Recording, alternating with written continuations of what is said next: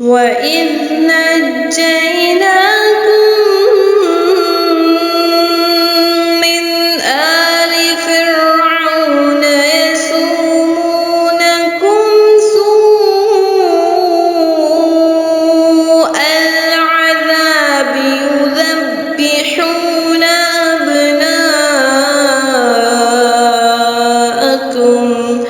يُذَبِّحُونَ أَبْنَاءَكُمْ وَيَسْتَحْيُونَ نِسَاءَكُمْ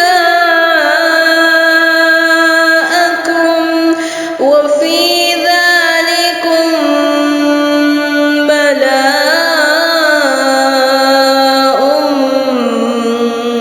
مِّن رَّبِّكُمْ عَظِيمٌ۔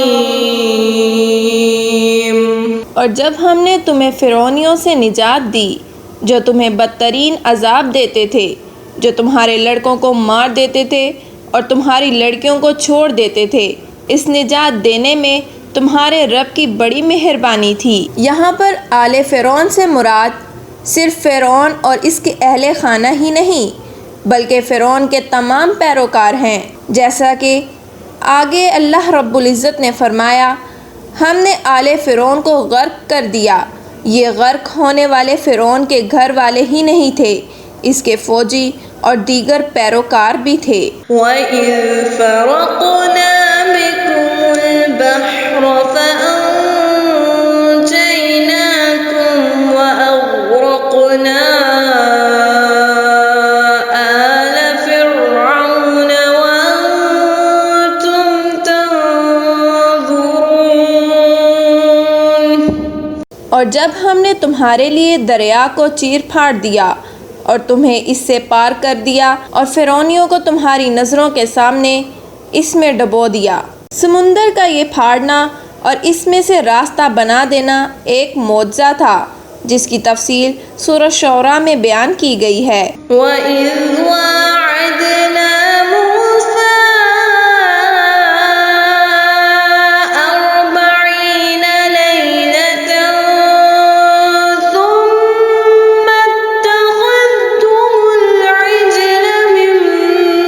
40 لَيْلَةً ثُمَّ اتَّخَذْتُمُ الْعِجْلَ مِن بَعْدِهِ وَأَنتُمْ ظَالِمُونَ۔ اور ہم نے موسیٰ علیہ السلام سے 40 راتوں کا وعدہ کیا، پھر تم نے اس کے بعد بچڑا پوجنا شروع کر دیا اور ظالم بن گئے۔ یہ گوسالہ پرستی کا واقعہ ہے۔ فرعونیوں سے نجات پانے کے بعد بنو اسرائیل جزیرہ نمائے سینا پہنچے۔ وہاں اللہ تعالیٰ موسیٰ علیہ السلام کو تورات دینے کے لیے 40 راتوں کے لیے کوہ طور پر بلایا۔ حضرت موسیٰ علیہ السلام کے جانے کے بعد بنی اسرائیل نے سامری کے پیچھے لگ کر بچڑے کی پوجا شروع کر دی۔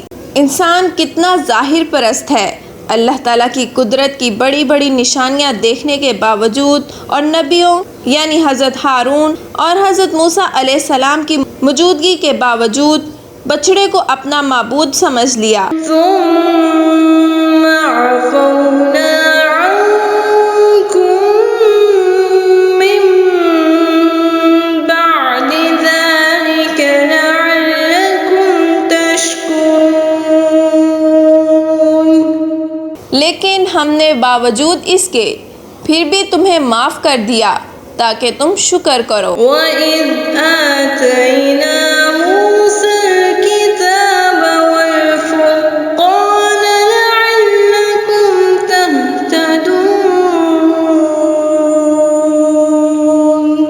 اور ہم نے موسیٰ علیہ السلام کو تمہاری ہدایت کے لیے کتاب اور معجزے عطا فرمائے۔